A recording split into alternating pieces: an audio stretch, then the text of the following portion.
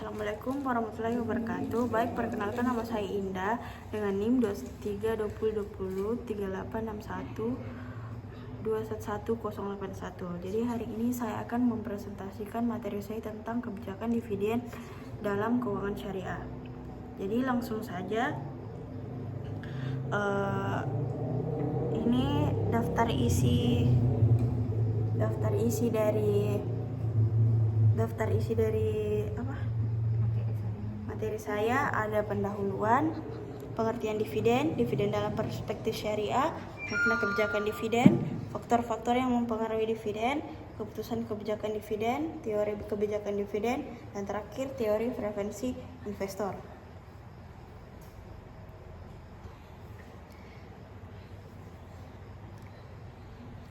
Jadi ada pula pendahuluannya, yaitu perusahaan harus memutuskan apakah laba akan dibagikan sebagai dividen atau ditahan untuk pengembangan bisnis. Jadi langsung saja, pengertian dividen. Dividen adalah laba perusahaan kepada pemegang saham. Dividen menunjukkan keuntungan investasi dan reputasi perusahaan.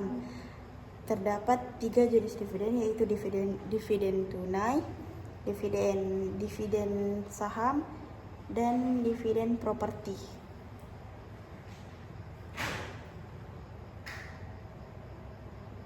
Dividen dalam perspektif syariah. Dividen dalam keuntungan perusahaan yang dibagikan kepada pemegang saham. Dalam Islam, perusahaan berbentuk syirkah musahamah dengan modal dihitung berdasarkan saham, serta keuntungan dan kerugian dibagi sesuai porsi saham. Ada 2 jenis saham biasa, hak dividen, suara di erupsi, dan aset saat likuidasi. Selanjutnya, makna kebijakan dividen. Kebijakan dividen adalah keputusan perusahaan dalam membagi laba kepada pemegang saham atau menahannya untuk mendukung pertumbuhan. Selanjutnya ini rumus menaikkan rasio pembagian. Next. Ada pula faktor-faktor yang mempengaruhi kebijakan dividen, yaitu undang-undang. Kedua, posisi likuiditas. Ketiga, pembatasan dalam perjanjian utang. Keempat, tingkat ekspansi aktiva. Kelima, tingkat dan stabilitas laba. Keenam, akses pasar modal. Ketujuh, pajak atas laba yang ditahan secara tidak wajar.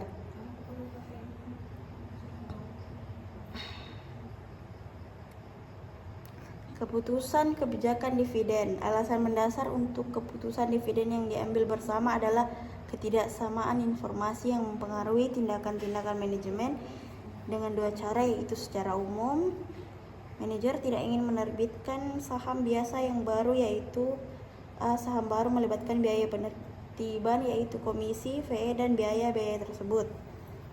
Kedua itu perubahan di masa depan, jadi tentang keyakinan manajer dan juga prospek perusahaan.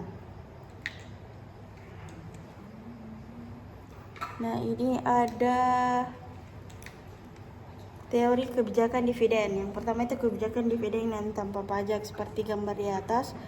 Ini rumusnya. Selanjutnya, kebijakan dividen yang terkena pajak. Selanjutnya, kebijakan dividen yang terkena pajak beserta rumusnya.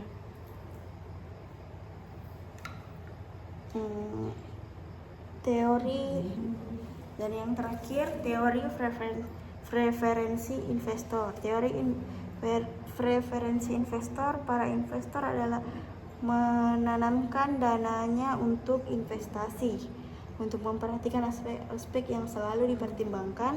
Aspek yang dipertimbangkan investor ini adalah yang disebut dengan preferensi. Sekian dari pemaparan materi saya. Assalamualaikum warahmatullahi wabarakatuh.